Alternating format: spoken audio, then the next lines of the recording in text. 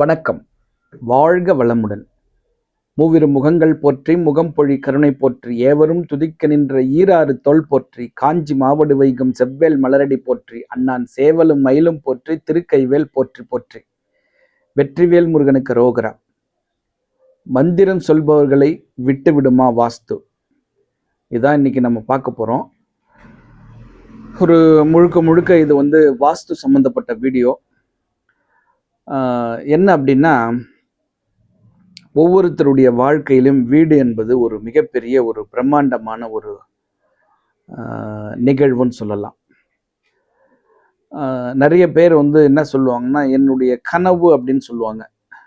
அது என்னை பொறுத்த வரைக்கும் கனவுன்னு சொல்கிறத விட எனக்கு வீடு என்பது ஒரு மிகப்பெரிய எதிர்பார்ப்பு அப்படின்னு சொல்லலாம். ஏன் அப்படின்னா, அதாவது கனவு என்பது நிச்சயமாக நடக்கும், ஆனால் எப்போ நடக்குன்னு தெரியாது. ஆனால் எதிர்பார்ப்பு எப்போனாலும் நடக்கலாம். ஸோ அந்த வகையில் எல்லாருக்குமே வீடு என்பது ஒரு மிகப்பெரிய எதிர்பார்ப்பு அவரவர்களுடைய வாழ்க்கையில். அப்படி இருக்கும் பொழுது அது ஒரு மனசில் நம்ம ஒரு டிராயிங் போட்டு வச்சுருப்போம். வீடுனா எனக்கு இப்படி தான் இருக்கணும் அப்படின்னு சொல்லி. அது ஒரு மிகப்பெரிய எதிர்பார்ப்பு தான். அப்படி இருக்கும் பொழுது எனக்கு நேரம் கிடையாதுங்க, நான் போட்டு வச்சிருக்கிற மாதிரி வீடு கட்டுறதுக்குலாம் எனக்கு நேரம் இல்லை, நான் போய் பக்கத்தில் நின்றுலாம் பார்த்துட்டு இருக்க முடியாது, அதனால் நான் ஒரு பில்டர்கிட்ட கான்ட்ராக்டாக விட்டுறேன், என்னுடைய பிளானை கொடுத்து அவங்கக்கிட்ட நீங்கள் கட்டி கொடுங்கன்னு சொல்லிட்டு என்ன ஒரு அமௌண்ட்டோ அதை நான் கொடுத்துட்றேன் அப்படின்னு சொல்லி ஒரு பேசி கொடுத்துருவாங்க. ஸோ அந்த பில்டர் கட்டும் பொழுது சில முன்ன பின்ன தான் வரும். கரெக்டாக அவங்க போட்ட பிளான் படி அவங்களால கட்டி கொடுக்க முடியாது. காரணம் என்னென்னா, நீங்கள் போட்டு கொடுத்த பிளானை செய்யறதுக்கு இந்த ஊரில் ஆள் கிடையாதுங்க, அது வெளியூர்லேருந்து தான் வரணும், அவங்க நிறைய அதுக்கு பேமெண்ட்டு எதிர்பார்க்குறாங்க, ஸோ அதனால் நான் லோக்கலில் இருக்கிற ஆளுங்களை வச்சு நான் இந்த ஒர்க்கை கம்ப்ளீட் பண்ணிட்டேன், கொஞ்சம் முன்ன பின்ன தான் இருக்குது, நம்ம அட்ஜஸ்ட் பண்ணிக்கலாம் அப்படின்ற மாதிரி அந்த வீட்டுக்காரங்களை கன்வின்ஸ் பண்ணிவிடுவாங்க. அப்போ நம்ம ஒரு பிளானை போட்டு வச்சு எதிர்பார்ப்பு அந்த இடத்துல முடியாமல் போகுது. ஏன்னா நமக்கு வேலை நிமித்தம் பக்கத்தில் நின்று பார்க்க முடியாது, அதுக்கு உண்டான ஆளை நம்ம தேட முடியாது, எல்லாமே பில்டர் அவங்க கையில் வச்சுருக்கிறாங்க அப்படின்னு சொல்லி அவங்கக்கிட்ட விடும்பொழுது நம்முடைய எதிர்பார்ப்பு அங்கே ஃபில்ஃபில் ஆகிறதில்ல. ஸோ இது ஒரு வகையில்.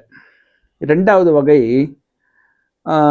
இந்த ரியல் எஸ்டேட் பண்ணுறவங்க எல்லாருமே என்ன பண்ணுறாங்கன்னா, ஒரு பெரிய ஒரு லே அவுட் வாங்கிடுறாங்க.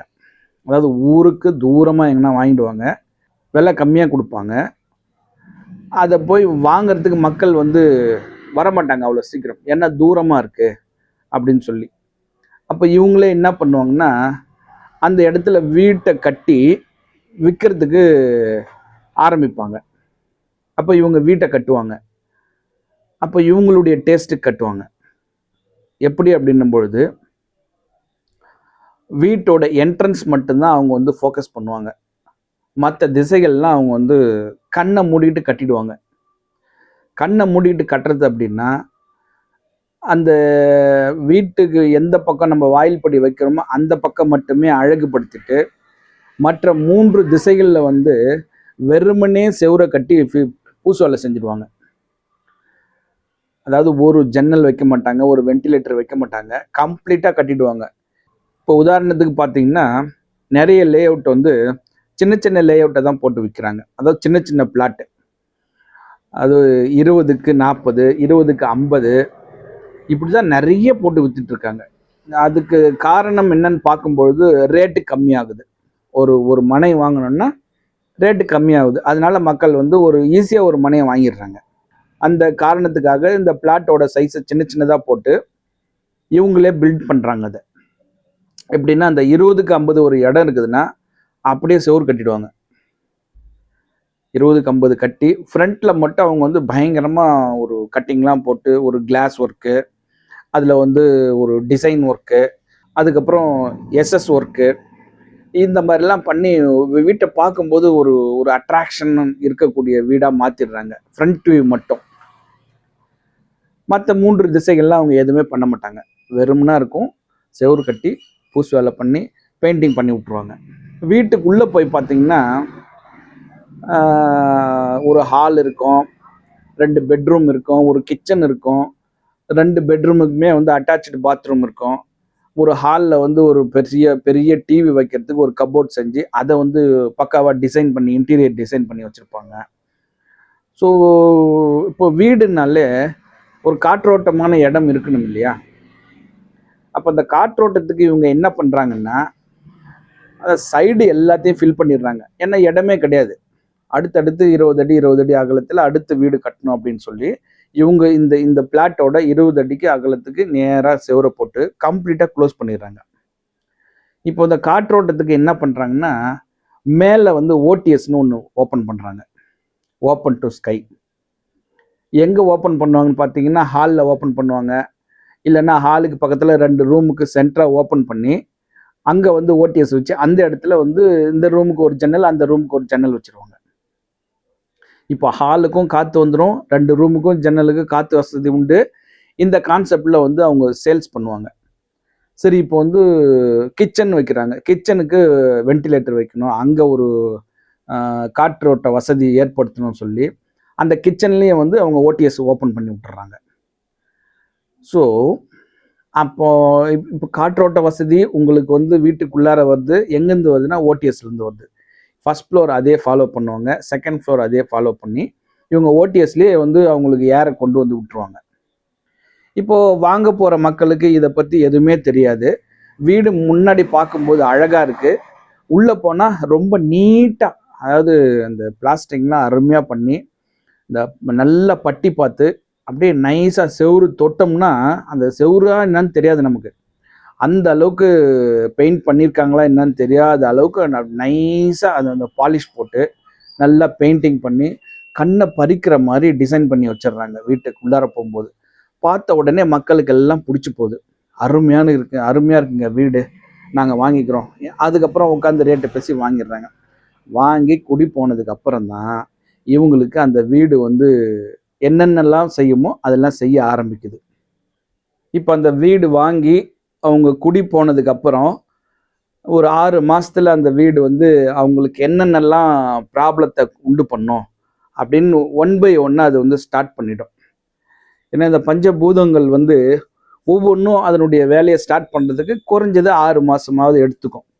அதுக்கப்புறம் தான் இவங்க வந்து என்ன நம்ம இந்த வீட்டுக்கு வந்த நேரம் நமக்கு ஒன்றும் நல்லாவே நடக்க மாட்டேங்குதே, நல்ல விஷயங்களாகவே நமக்கு நடக்கலையே அப்படின்னு சொல்லி அவங்க திங்க் பண்ண ஆரம்பிப்பாங்க. அதுக்கப்புறம் இவங்க என்ன பண்ணுவாங்கன்னா, அடுத்த தாட் ப்ராசஸ் இவங்களுக்கு எங்கே போவோம், ஜோதிடம் பார்க்கணும் அப்படின்னு சொல்லி ஜோதிடர்கிட்ட போவாங்க. அங்கே போன உடனே அவர் என்ன பண்ணுவார், ஜோதிடர் வந்து அந்த ஜாதக கட்டங்கள்லாம் பார்த்து, இல்லை பிரசன்னம் பார்க்குறேன்னு சொல்லிட்டு அந்த நேரத்தில் கிரகங்கள்லாம் எப்படி இருக்குது அப்படி அந்த கிரகங்களுடைய அமைப்பை வச்சு உங்களுக்கு இன்னும் 3 மாதத்துக்கு நேரம் சரியில்லை, 6 மாதத்துக்கு நேரம் சரியில்லை, இந்த கோயிலுக்கு போங்க, இந்த பரிகாரம் பண்ணுங்க அப்படின்னு சொல்லி அந்த ஜோதிடர் சொல்கிறார். ஆமாங்க, நீங்கள் சொல்கிறதுலாம் கரெக்டு தாங்க, நாங்கள் வந்து 6 மாதமாக கஷ்டத்தில் தான் இருக்கிறோம், 6 மாதத்துக்கு அப்புறம் தான் எங்களுக்கு இந்த கஷ்டம் ஆரம்பிச்சிச்சு, அதுக்கு முன்னாடிலாம் நல்லா தான் இருந்தோம் அப்படின்ற ஒரு அந்த ஜோதிடர் ரீதியாக போவாங்க. இது வந்து ஒரு 3 மாதம், 6 மாதம், அதுக்கப்புறம் ஒரு 3 மாதம், 9 மாதம். அதாவது பிரச்சனை வந்து உச்சக்கட்டத்துக்கு வந்துட ஆரம்பிக்கும். அதுக்கப்புறம் தான் என்ன பண்ணுறதுனே தெரியல.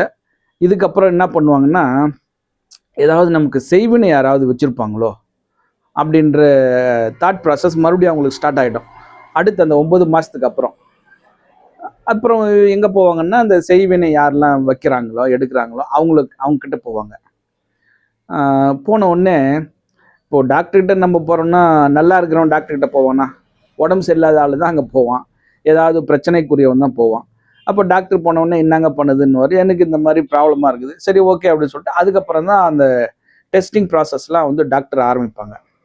அதே மாதிரி நீங்கள் வந்து செய்வினை வச்சுருக்காங்க பொழுது, எங்கள் வீட்டில் வந்து எதுவுமே கரெக்டாகவே நடக்கலைங்க, எதை தொட்டாலுமே எங்களுக்கு ப்ராப்ளமாக இருக்குது, குடும்பத்தில் பிரச்சனையாகவே இருக்குது, என் பையன் என் பேச்சை கேட்க மாட்டேன்றான், என் பொண்ணு என் பேச்சை கேட்க மாட்டேன்றா, என் மருமகளுக்கும் எனக்கும் சண்டை வந்துக்கிட்டே இருக்குது, இந்த மாதிரி பிரச்சனைகள் வந்து அவங்க ஏற்படுத்திக்கிட்டே போவாங்க, சொல்லிக்கிட்டே போவாங்க. அப்போ இதெல்லாம் ஒரு ஒரு கெஸ் பண்ணி அந்த மாயா மந்திரம் பண்ணுறவர் வந்து, ஆமாங்க உங்களுக்கு வந்து ஏகப்பட்ட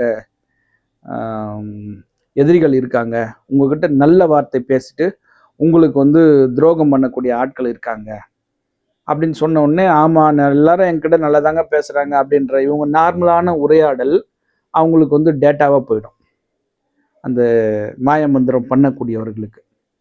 உடனே அவங்க என்ன பண்ணுவாங்க, சரிங்க நான் வந்து செஞ்சு கொடுக்குறேன், இதை எத்தனை வீட்டில் வைங்க, உங்களுக்கு எல்லாமே சரியாயிடும் அப்படின்னு சொல்லி அவங்க அந்த பிரச்சனைகளுக்கெல்லாம் ஏற்ற மாதிரி ஒரு அமௌண்ட் அவங்க மனசுக்குள்ளே கால்குலேட் பண்ணி இவ்வளோ அமௌண்ட் ஆகும், நான் செஞ்சு கொடுக்குறேன், உங்களுக்கு வந்து கம்ப்ளீட்டாக 3 மாதத்துல சரியாயிடுன்னுவாங்க. இவங்க என்ன பண்ணுவாங்க, அதை வாங்கிட்டு போவாங்க, வாங்கிட்டு போய் வீட்டில் வைப்பாங்க. இவங்க ரொட்டீனாக மறுபடியும் அந்த பழைய வேலை செஞ்சுட்டே இருப்பாங்க. ஒரு 3 மாதம் முடியும். இந்த 3 மாதத்தில் 1 வருஷம் கம்ப்ளீட் ஆயிடுச்சு. உச்சக்கட்ட பிரச்சனை அந்த வீட்டில் நடக்கும். அது பரிகாரம், ஜோதிடர் சொன்ன பரிகாரம் செஞ்சும் பலன் இல்லை. இந்த மாய மந்திரம் செஞ்சு கொடுக்குறவர் செய்து கொடுத்த பொருட்களை வீட்டில் எடுத்துன்னு வந்து வச்சும் பலன் இல்லை. பிரச்சனை வந்து வளர்ந்துக்கிட்டே இருக்குது, கொஞ்சம் கூட குறைஞ்ச பாடு இல்லை. ஸோ இதுக்கு அப்புறம் தான் அவங்க என்ன பண்ணுவாங்க, இந்த வீட்டில் ஏதாவது தவறு இருக்குமோ, அதாவது வாஸ்து எதுனா பிரச்சனை இருக்குமோ அப்படின்னு சொல்லி யாருன்னா ஒரு வாஸ்து கன்சல்டண்ட்டை யோசனை பண்ணி அவங்கள வந்து கூப்பிடுவாங்க. ஸோ இது வரைக்கும் இருக்கட்டும். இப்போ அந்த வாஸ்துக்கார் வந்து என்ன பண்ணுறாருன்னு நம்ம பார்க்கலாம். இப்போ சமீபத்தில் நான் வந்து 2 நபர்களை சந்தித்தேன். ஒருவர் வந்து 4 வேதங்களையும் நான் படிச்சிருக்கேன் அப்படின்னு சொன்னார். சில பல அந்த விளக்கங்கள்லாம் சொன்னார். ஐயா உங்களுக்கு என்னதாங்க ஐயா இப்போ பிரச்சனை? அவர் வந்து ஒரு படபடப்போட பேசுறாரு, ஒரு இடத்துல நிற்க மாட்டேன்றாரு, உட்காந்து அந்த கையை வந்து அவர் சும்மாவே வச்சிடல. ஸோ ஒரு பேசிக்கிட்டே இருக்கார், கை சும்மா இல்லை. ஐயா உங்களுக்கு என்ன இப்போ ப்ராப்ளம் இருக்குது அப்படின்னு, உங்கள் பசங்க சரியில்லையா அப்படின்னு. ஆமாம் சார், என்ன சார் சொல்கிறீங்க நீங்கள், நான் எதுவுமே சொல்லலையே, நீங்கள் எப்படி கண்டுபிடிச்சிங்க? என் பெரிய பையன் தான் சார் எனக்கு பிரச்சனையாக இருக்கான், கல்யாணம் ஆகி 1 வருஷம் ஆகுது சார், இப்போ வந்து பொண்டாட்டிக்கு மெச்சூரிட்டி இல்லைன்னு சொல்லிட்டு அவங்க அப்பா வீட்டில் கொண்டு போய் விட்டு வந்துட்டான். எனக்கு வந்து இப்போ ஒரு 10 நாளாக நான் வந்து நானாக இல்லை, நான் என்ன பண்ணுறதுனே தெரியல, எனக்கு அசிங்கமாக இருக்குது, நான் வேதம் படித்து நான் என்ன பண்ணுறது, இதுக்கு தீர்வு தெரியாமல் இருக்கேன் அப்படின்னு சொன்ன மனிதர் ஒருத்தர். அவர் வந்து வேற ஒரு வேலையாக தான் என்னை பார்க்க வந்தார். நான் பேசும்போது என்னங்க ப்ராப்ளம், இந்த மாதிரி உங்கள் பசங்க சரியில்லையா அப்படின்னு கேட்டதுக்கு தான் மொத்தமாக உண்மையை சொல்லிட்டார். அதுக்கப்புறம் இன்னொரு மனிதர் என்ன பண்ணுறாருன்னா, நான் அவரை பார்க்க நான் போகிறேன், ஏன் ஒரு எனக்காக ஒரு உதவி பண்ண முடியுமான்னு சொல்லிட்டு கேட்கும்பொழுது, நான் வாங்க நான் பண்ணித்தரேன்னு சொல்கிறார். அவரை பார்க்கறதுக்கு அவர் வீட்டுக்கு போகிறேன். அவர் என்னை கூட்டிகிட்டு போயிட்டு வீட்டுக்குள்ளே போய் உட்காந்த உடனே அவங்க மனைவிக்கிட்ட என்னம்மா நல்லா இருக்கீங்களாம்மா அப்படின்னு நான் கேட்கும்பொழுது, நான் எங்கே நல்லா இருக்கிறோம், முதல்ல நான் வந்து செத்து போனால் தான் மற்றவங்களாம் நல்லா இருப்பாங்க அப்படின்ற ஒரு வார்த்தை முதல் அவங்க வீட்டுக்கு போன உடனே அவர் என்னை கூட்டிகிட்டு போன மனிதர் சொல்கிறார். இவர் வந்து மிகப்பெரிய ஒரு மந்திரம் சொல்லக்கூடிய மனிதர், கடவுளுடைய பெயர்களை தினமும் சொல்லிக்கிட்டு இருக்காரு, கடவுளுக்கு பூஜை பண்ணிட்டு இருக்காரு. அப்படி இருக்கக்கூடிய ஒரு மனிதர் வீட்டுக்குள்ளே போயிட்டு இந்த வார்த்தையை முதல்ல சொல்கிறார். நான் அவங்கள வந்து ஒரு 3 ஆண்டுகளுக்கு முன்னாடி அவங்கள சந்தித்து பேசும்பொழுது ஒரு விஷயம் சொன்னேன். நீங்கள் காஞ்சிபுரம் காமாட்சி அம்மன் கோயில் போயிட்டு வாங்க, நீங்களும் உங்கள் கணவரும் ஒரு முறை போயிட்டு தரிசனம் பண்ணிட்டு வாங்க அப்படின்னு. அவங்க ஒரு சில பிரச்சனைகள்லாம் சொல்லிட்டு இருந்தாங்க. ஸோ இதுக்கு தீர்வு வந்து நீங்கள் காமாட்சி அம்மன் கோயில் போனீங்கன்னா உங்களுக்கு தீர்வு வரும் அப்படின்னு. அப்போ அந்த மனிதர் வந்து அந்த அம்மாவோட கணவர் வந்து, நான் போகமாட்டேன் அப்படின்றாப்புல. ஐயா உங்களுக்கு அங்கே நீங்கள் அங்கே போனீங்கன்னா தான் உங்களுக்கு அந்த தீர்வு கிடைக்கும், இல்லைன்னா நீங்கள் இன்னும் பிரச்சனையில் தான் இருப்பீங்க அப்படின்னு. சரி நான் பார்க்குறேன் அப்படின்னார். அதுக்கப்புறம் அந்த 3 ஆண்டுகள் கழித்து நான் இப்போ தான் சமீபத்தில் அவர் வந்து சந்தித்த பொழுது இந்த வார்த்தையை அவர் வந்து அவங்க வீட்டில் சொல்கிறார். இப்போ நான் சந்தித்த வீடு வந்து புதிய வீடு. அப்போ இது யாரோட வீடுன்னு நான் அவர்கிட்ட கேட்கும்பொழுது, இது என்னுடைய வீடு தான். வாங்கினேன் நானு அப்படின்றாரு. அப்போ ஏன் நீங்க வாங்கும்போது என்கிட்ட சொல்லல அப்படின்னேன். அவருக்கு வந்து பதில் இல்ல அப்போ. அப்படியே கண் கலங்கி நிக்கிறார். சரிங்க ஐயா விடுங்க பார்த்துக்கலாம் அப்படின்னு சொல்லிட்டு, நான் போன வேலைய நான் பேசிட்டு இருக்கேன். அவரால என்கிட்ட பேச முடியல. நான் சொல்றத அவரால கேட்க முடியல. ஐயா நீங்க வந்து ஒண்ணும் பிரச்சனை இல்ல. நீங்க ஏன் இப்படி இருக்கீங்க? கொஞ்சம் ரிலாக்ஸா இருங்க அப்படின்னு சொல்லி அவருக்கு அவங்க மனைவி கிட்ட அவருக்கு கொஞ்சம் தண்ணி கொடுங்க குடிக்கட்டும் அப்படின்னு சொல்றேன். அவங்க தண்ணி குடிச்சிட்டு அதுக்கப்புறம் கொஞ்சம் ரிலாக்ஸ் ஆனார். அதுக்கப்புறம் எப்போ வாங்குனீங்க இந்த வீட்ட அப்படின்னேன். நான் 1 வருஷத்துக்கு முன்னாடி வாங்கினேன். பால் மட்டும் தான் காய்ச்சிட்டு வந்திருக்கிறோம். இன்னும் கிரகப்பிரவேசமே பண்ணல. ஏன் கிரகப்பிரவேசம் பண்ணாம இருக்கீங்க? அப்படின்னு கேட்டதுக்கு அவர் அமைதியா இருக்கார். பதில் சொல்ல முடியல அவரால. ஸோ இவர் யாருன்னா, இவர் வந்து ஒரு மிகப்பெரிய சாஸ்திரங்களை படித்தவர். எல்லா சாஸ்திரத்தையும் படிச்சு, நிறைய கோவிலுக்கு வந்து கும்பாபிஷேகம் செய்வது தான் இவருடைய வேலையே. ஸோ அப்படிப்பட்ட ஒரு மனிதர் இந்த 1 வருஷமா நான் வந்து ஒரு மிகப்பெரிய கஷ்டத்துல இருக்கேன் அப்படின்றாரு. சரி ஓகே அதெல்லாம் வந்து பார்த்துக்கலாங்க அப்படின்னு சொல்லிட்டு நான் போன விஷயத்தெல்லாம் பேசி முடிச்சுட்டு அதுக்கப்புறம் அவங்க வீட்டை போய் பார்க்குறேன். இவர் வந்து பிளான் பண்ணி தான் என்னை வந்து அவர் வீட்டை கூப்பிட்டுருக்காரு. நான் பேச போன விஷயத்தை ஏதாவது ரோட்டில் ஓரமாக நின்று கூட பேசியிருக்கலாம். ஆனால் நீங்கள் வந்து வீட்டுக்கு வந்து தான் ஆகணும்னு சொல்லிட்டு என்னை கூப்பிட்டாரு. நான் போயிட்டு என்னுடைய விஷயத்தெல்லாம் முடிச்சுட்டு அதுக்கப்புறம் அவர் வீட்டை அப்புறம் போய் பார்த்துட்டு, அதாவது 2 ரூம் இருக்குது, 2 பெட்ரூம், 2 பெட்ரூமுக்கே அட்டாச்சு பாத்ரூம் டாய்லெட்டு, ஒரு ஹால் இருக்குது, ஒரு சின்ன ஹால். அந்த வீடு வந்து பார்த்தீங்கன்னா மொத்தமே 1000 சதுரடி தான். 20க்கு 50 டோட்டலாக கட்டியாச்சு. ஏன்னா இப்போது ரீசெண்டாக லே அவுட் போடுறவங்க எல்லாருமே அப்படி தானே போடுறாங்க. இப்போ 20க்கு 50ல் கம்ப்ளீட்டாக வீடு கட்டியிருக்காங்க. அந்த வீடு வந்து கிழக்கு பார்த்த வீடு. நீங்கள் அந்த வீட்டை பாருங்களேன் எப்படி இருக்குன்னு சொல்லிட்டு.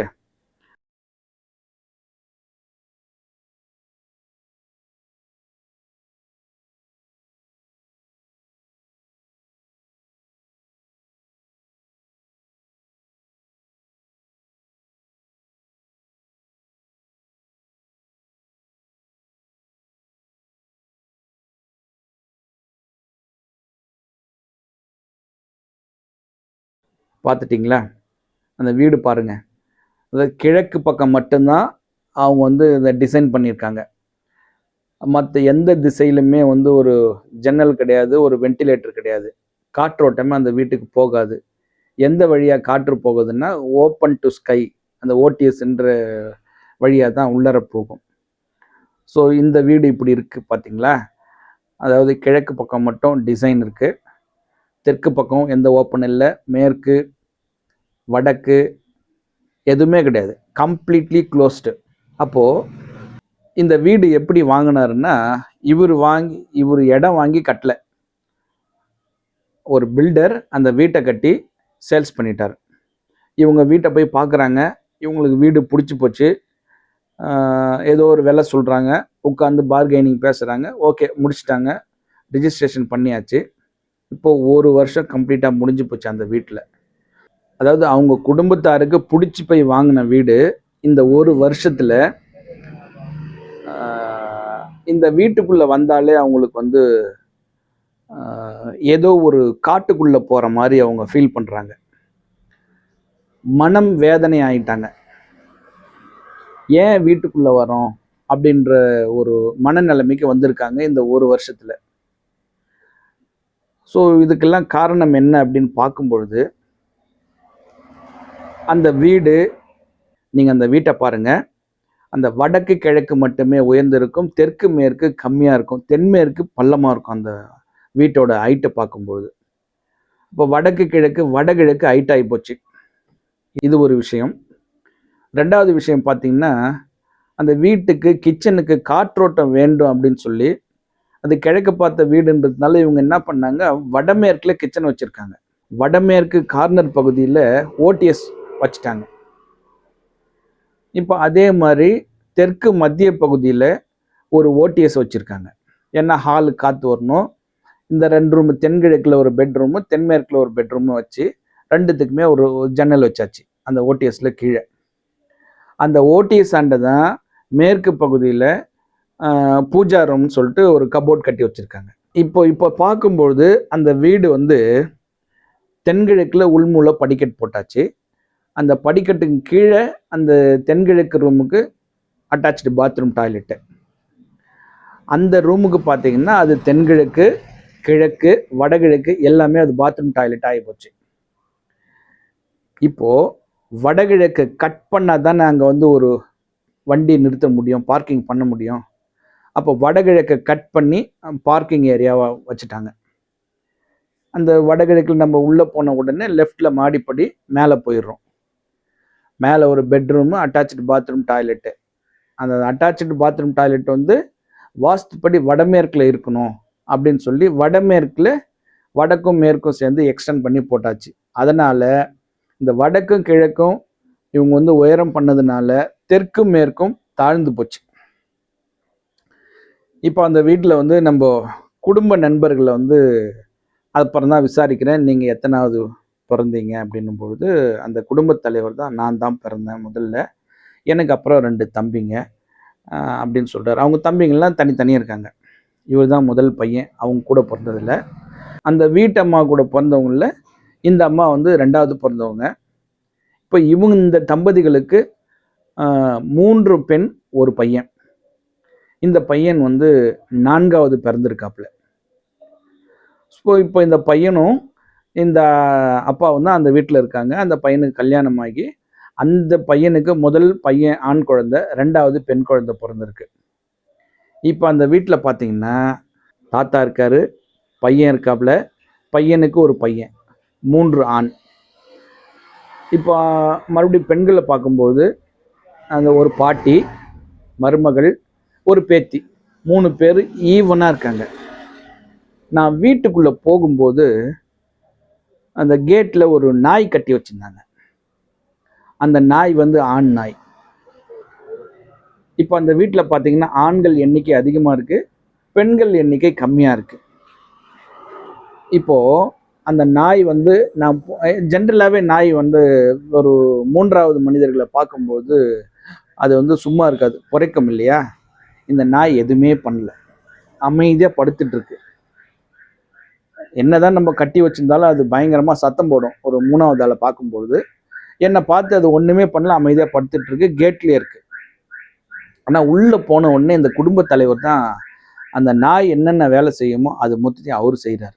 அப்போ தான் நான் சொல்கிறேன், ஐயா இந்த வீடு வந்து உங்களுக்கு மனவியாதியை தான் கொடுத்துருக்கு, நாங்கள் நல்லா இருக்கோம் அப்படின்றாரு. மனதளவில் பாதிக்கப்பட்டவங்க யாரும் நான் மனதளவில் பாதிக்கப்பட்டிருக்கேன், நான் நல்லா இல்லைன்னு சொல்லலை, நான் நல்லா இருக்கேங்க, என்னன்னே தெரியலைங்க அப்படின்னு தான் சொல்லியிருக்காங்க. அப்போது அந்த நபர்கிட்ட நான் சொல்கிறேன், ஏன் நீங்கள் வந்து வெளியில் போயிடுங்க, இந்த வீடு வந்து உங்களுக்கு செட் ஆகாதுங்க அப்படின்னு சொன்ன உடனே ஸோ அந்த நண்பர் சொன்னார், நான் வந்து மந்திரம் சொல்லிக்கிட்டு இருக்கேன், என்னை வந்து இது ஒன்றும் பண்ணாது அப்படின்னாரு. அப்போ இந்த வீட்டுக்கு வரத்துக்கு முன்னாடி உங்களுடைய மனநிலைமை எப்படி இருந்தது, இந்த வீட்டுக்கு வந்து 1 வருஷத்துக்கு அப்புறம் உங்களுடைய மனநிலைமை எப்படி இருக்குது, நீங்கள் வீட்டுக்கு உள்ளே வந்தீங்கன்னா எப்படி இருக்கீங்க, வீட்டை விட்டு வெளியில் போனீங்கன்னா உங்களுடைய மனோபாவம் எப்படி இருக்குதுன்னு கேட்கும்போது அப்போ அவர் யோசித்தார். அப்போ நீங்கள் இந்த மந்திரத்திற்கும் இந்த பிரபஞ்சத்திற்கும், அதாவது பஞ்சபூதத்திற்கும் மிகப்பெரிய வேறுபாடு உண்டு. இந்த மந்திரம் வந்து அந்த பஞ்சபூதத்தை கட்டுப்படுத்தாது, பஞ்சபூதத்தின் கட்டுப்பாட்டில் தான் இந்த வீடு இருக்குது. அப்போ நீங்கள் என்னதான் நீங்கள் மந்திரம் சொன்னாலும் இந்த வீட்டோட கட்டமைப்பு உங்களை பாதிக்கும். இப்போ நீங்கள் கேட்கலாம், எதனால் அந்த வீட்டில் அவங்களுக்கு வந்து மனம் கெட்டு போச்சு, மனவியாதி வந்துடுச்சு அப்படின்னு சொல்கிறீங்க அப்படின்னு. அப்போ நம்ம வந்து நிறைய வீடியோ பதிவில் சொல்லிகிட்டு இருக்கோம், ஒரு வீட்டோட மனம் சம்பந்தப்பட்ட பகுதி வடமேற்கு பகுதின்னு சொல்லி.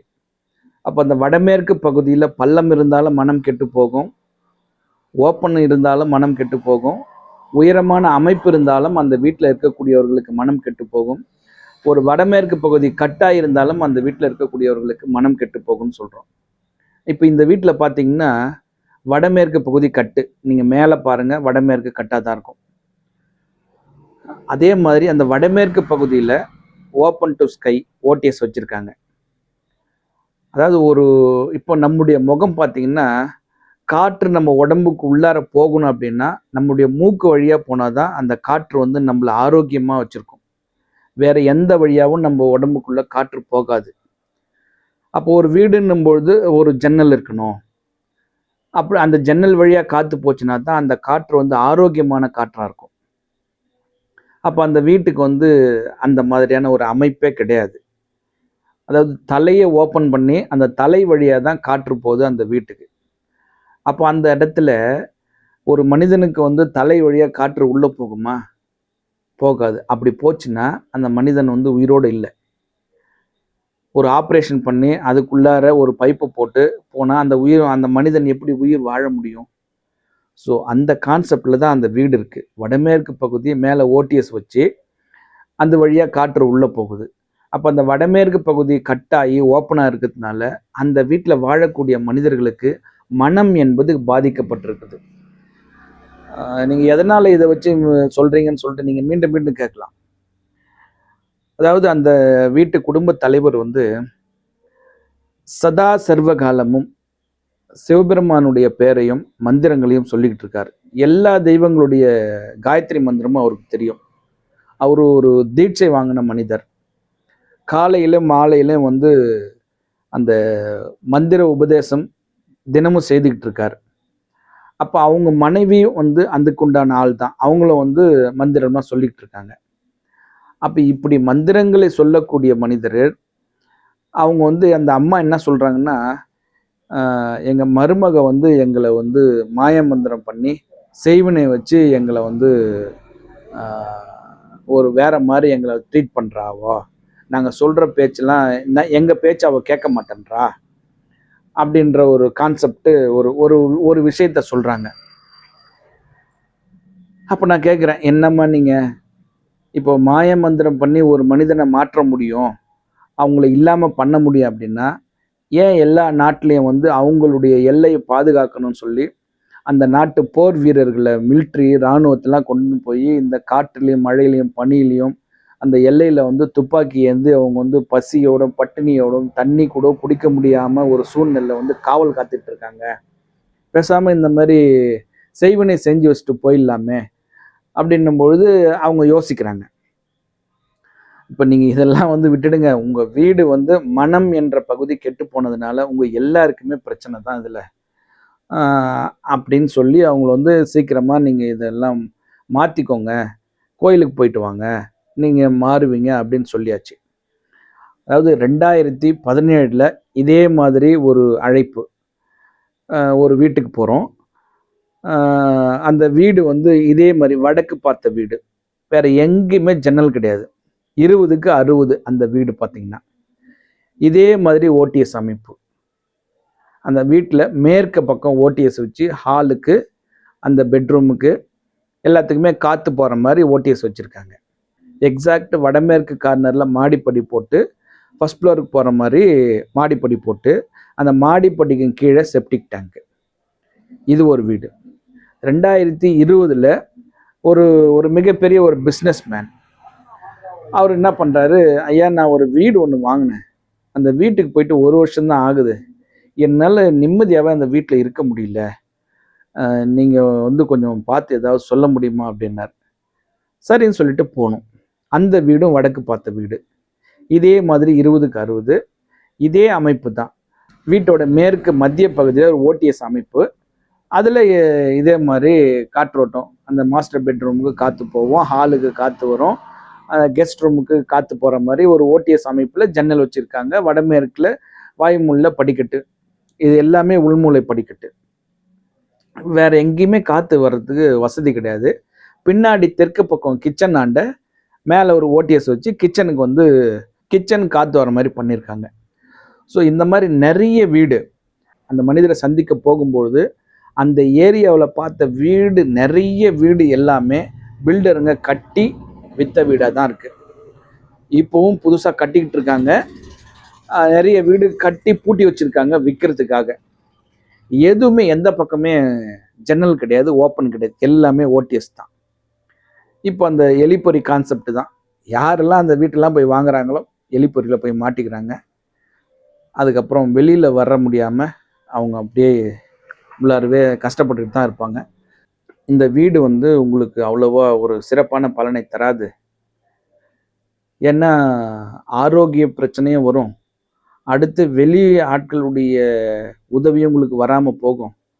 அப்படி ஆரோக்கியம் கெட்டு போய் வெளியாட்கள் உதவி வராமல் போனதுக்கப்புறம் உங்களுக்கு பண வரவும் தடைப்படும். ரொம்ப ரொம்ப நீங்கள் வந்து கஷ்டப்படுவீங்க. இப்போவே நீங்கள் அந்த கஷ்டத்தில் வந்திருக்கீங்க. இல்லை, எனக்கு பணம் நல்லா தான் வந்துட்டு இருக்குது அப்படின்னாரு.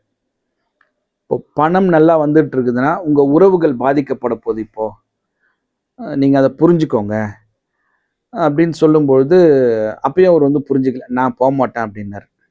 சரி, அப்போ உங்கள் பையனையாவது வெளியில் அனுப்பிடுங்க, அவர் போய் வேற ஏதாவது வீட்டில் இருக்கட்டோம்னா அவன் போகமாட்டான்னு சொல்கிறான் அப்படின்றாரு. இதுக்கு நான் வேற என்ன தீர்வு அப்படின்னு கேட்கும்போது, நான் கோவிலுக்கு ஒன்றா போயிட்டு வாங்க, ஒரு பெருமாள் கோவிலும் காஞ்சிபுரம் காமாட்சி அம்மன் கோயிலும் நீங்கள் போயிட்டு வாங்கன்றேன். பெருமாள் கோவில் எந்த கோவில் சொன்ன உடனே டக்குன்னு அவர் புரிஞ்சுக்கிட்டார். ஏன்னா இவர் தான் கோவில் கும்பாபிஷேகம் பண்ணுற ஆளாச்சு. காஞ்சிபுரத்தில் ஓரிக்கைன்ற ஒரு ஊர் இருக்குது. அங்கே இருக்கக்கூடிய பெருமாளை போய் நீங்கள் தரிசனம் பண்ணிவிட்டு அதுக்கப்புறம் காஞ்சிபுரம் காமாட்சி அம்மனை போய் தரிசனம் பண்ணிவிட்டு வாங்க. ஒரு 3 மாதத்துக்கு ஒரு முறை போய் இந்த தரிசனத்தை நீங்கள் பண்ணுங்கள். நீங்கள் ஆட்டோமேட்டிக்காக இந்த பிரச்சனைலேருந்து, இந்த மனப்பிரச்சனைலேருந்து வெளில வந்துடுவீங்க. அதுக்கப்புறம் நீங்கள் வேற ஒரு நல்ல வீட்டுக்கு நீங்களே போயிடுவீங்க அப்படின்னு சொல்லி அவர் கன்வின்ஸ் பண்ணிட்டு வந்திருக்கோம். அவர் அதை ஃபாலோ பண்ணி போயிட்டாருன்னா நிச்சயமாக அவர் ஜெயிச்சிருவார். வீட்டில் பார்த்தீங்கன்னா எலிப்பொறி வைப்போம். எலியை பிடிக்கிறதுக்காக வேண்டி ஒரு பாக்ஸ் ஒன்று செஞ்சு அந்த பாக்ஸுக்குள்ளார அது எலிக்கு ஒரு உணவு வைப்போம். அந்த எலி அந்த உணவை எடுக்கும்பொழுது அந்த பாக்ஸ் மூடுற மாதிரி ஒரு அமைப்பு இருக்கும். இப்போது எலி பொறிக்குள்ள எலி மாட்டிக்கும் பொழுது அது மரத்தால் செஞ்ச பாக்ஸ் தான் அது. எலி மரத்தை கடித்து வெளியில் வந்துடுறதுக்கான ஒரு பலம் அதுக்கு இருக்குது. ஆனால் அந்த எலி நம்ம பாக்ஸுக்குள்ளே மாட்டிக்கிட்டோம் அப்படின்னு சொல்லி அந்த உள்ளே இருக்கக்கூடிய உணவையும் சாப்பிடாது, அந்த மரத்தை கடித்து வெளியிலையும் போகாது. ஒரு பயத்திலேயே அதுக்குள்ளவே இருக்கும். எவ்வளோ நாளைக்கு அதுக்குள்ளே இருக்கும்? அதே மாதிரி தான் இப்போ அவருடைய நிலை. இந்த ரெடிமேடாக வீடு கட்டி வாங்கக்கூடிய நிலைமையெல்லாம் பார்த்தீங்கன்னா இதுதான். எலி பொறிக்குள்ளே போய் மாட்டிக்கின கதை தான். வெளியவும் வர முடியாது, நம்ம உள்ளாரவும் இருக்க முடியாதுன்ற நிலைமையில தான் அவங்க எல்லாருமே இருக்காங்க. ஸோ தயவு செய்து யாரும் இந்த பில்டருங்க கட்டி விற்கிற வீட்டை வாங்காதீங்க. வாங்கினீங்கன்னா நீங்களும் எலி பொறிக்குள்ளே மாட்டின எலி மாதிரி ஆயிடுவீங்க. ஸோ இந்த அற்புதமான தகவலை கொடுக்க உதவிய இந்த பிரபஞ்சத்திற்கு என் மனமார்ந்த நன்றி. மீண்டும் ஒரு நல்ல வாஸ்து தகவலோடு சந்திக்கின்றேன். 6 தடந்தோல் வாழ்க, 6 முகம் வாழ்க, வெப்பை கூர்சை தனிவேல் வாழ்க, குக்குடம் வாழ்க, செவ்வேல் ஏறிய மஞ்சை வாழ்க, யானை தன் அணங்கு வாழ்க, மாரிலா வள்ளி வாழ்க, வாழ்க சீர் அடியார் எல்லாம், வெற்றிவேல் முருகனுக்கு அரோகரா. வணக்கம்.